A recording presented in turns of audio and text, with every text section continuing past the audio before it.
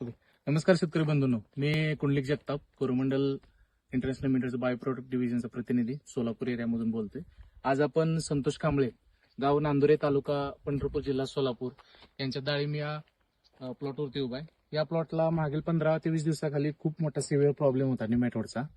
जो निमॅटोडचा प्रॉब्लेम गाठी वगैरे त्या मुळावरती वगैरे आम्ही जेव्हा चेक केलं मागच्या 15-20 दिवसाखाली, त्यावेळेस खूप प्रमाणामध्ये गाठीचं प्रमाण दिसत होतं. ज्यावेळेस आम्ही हे कोरोमंडल बायो प्रोडक्ट डिव्हिजनचं निमॅझल एफ 5% मधलं ॲज अ डिरेक्ट इन कंटेंटचं निमॅझल एफ 50 ppm मधलं आपण ड्रेंचिंग दिलं होतं 1 ml 1 लिटरला असं, आणि 1 लिटरला असं झाडाला पण 1 लिटर असं ड्रेंचिंग स्पॉट ड्रेंचिंग दिलं होतं.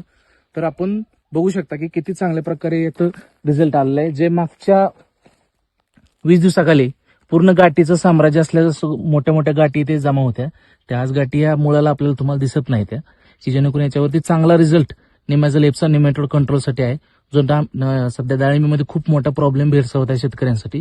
त्यासाठी हे वरदान म्हणून आपण निमॅझल एफ डाळिंब पिकामध्ये वापरण्यास हरकत नाही. किती दिवसांनी रिझल्ट दिसला? हे 15 दिवसानंतर रिझल्ट चांगला दिसतो सर याचा.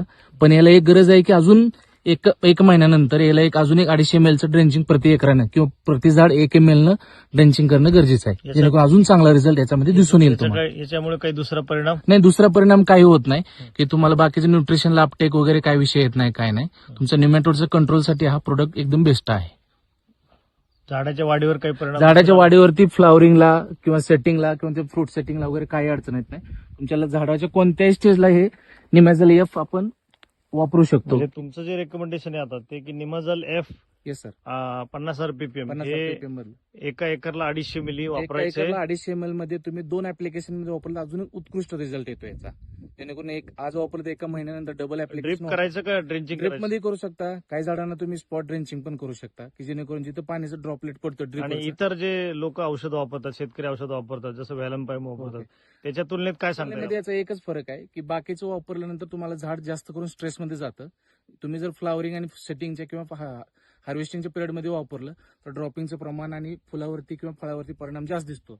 तसं आपलं एफ वापरल्यानंतर तुम्हाला दुष्परिणाम ही काही ऑलरेडी तुमचा स्टॉक आहे, कारण डाळिंब पिकामध्ये मोस्टली लोक स्लरी पद्धतीमध्ये जास्त करून भरोसा करतात.